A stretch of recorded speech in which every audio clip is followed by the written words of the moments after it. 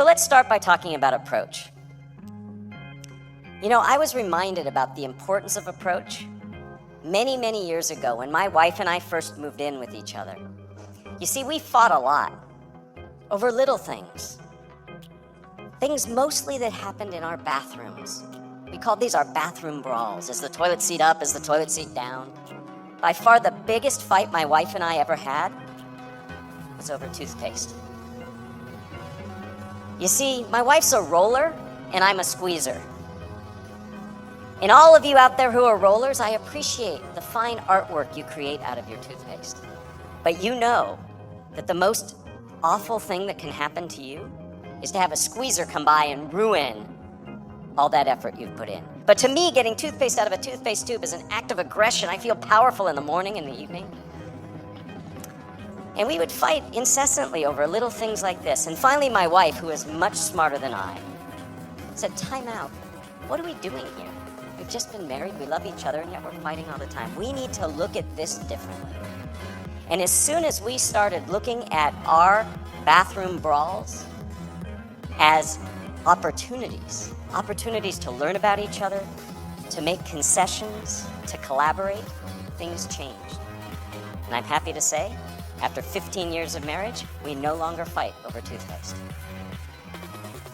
This same approach is true in communication.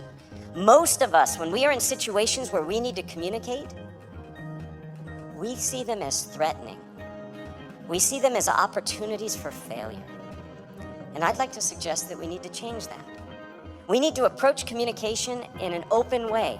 See it as an opportunity to share our ideas, our beliefs, our innovations.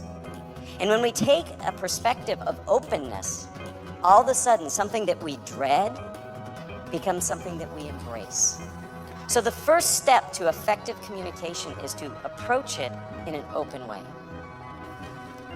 But that's not enough. We need to think about the audience that we're speaking to. And to me, the way to approach it is the opposite the way most people do. Most of us think about, here's what I want to say, or here's what I need to say. I would suggest that's exactly wrong. You need to think about, what does my audience need to hear? And it sounds just like verbal jujitsu, where I'm moving words around, but in fact, it's a fundamental difference. If I ask myself, what does my audience need? It puts me in service of my audience. It's about their needs. And in order to understand those needs, I have to do some reconnaissance. I have to ask myself who they are. The three things I think we need to ask about our audience are, what is their knowledge? What is it that they know? And if they don't know enough, what can we do to scaffold that information so that they have the tools they need? In addition to knowledge, we need to be thinking about their expectations. And by expectations, I mean, what is it that they expect of me? Most audiences have heard the types of presentations you're giving. Maybe it's a pitch.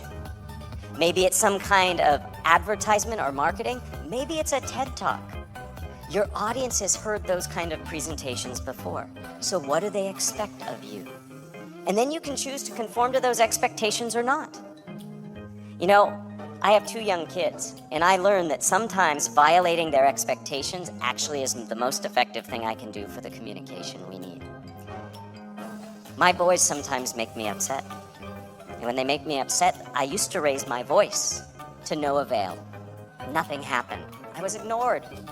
And that's tough for a communication guy. So what I started to do, when I'm really upset with my boys, I lower my voice. And they stop dead in their tracks. Violating expectations sometimes can actually help you as a communicator. The final thing we need to think about are, what are their attitudes?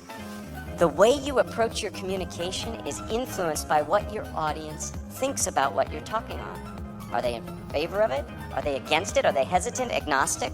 Those are the things you need to be asking yourself when you communicate. So we need to appreciate our audience. When my older child was in kindergarten, I volunteered. I came into his classroom. The teacher had to leave to take a call or something, and I was in charge of an art project. Oh, was that a mistake? The kids were running around. I was saying, oh, stop this, Johnny, Sally, stop doing that. Nobody listened. The Yoda-like teacher returned, saw the chaos that had ensued in her brief absence, and simply looked at the children and started rewarding the positive behavior. Janet, she said, what a lovely way you've cleaned up your crayons. Samuel, thank you so much for walking with the scissors. The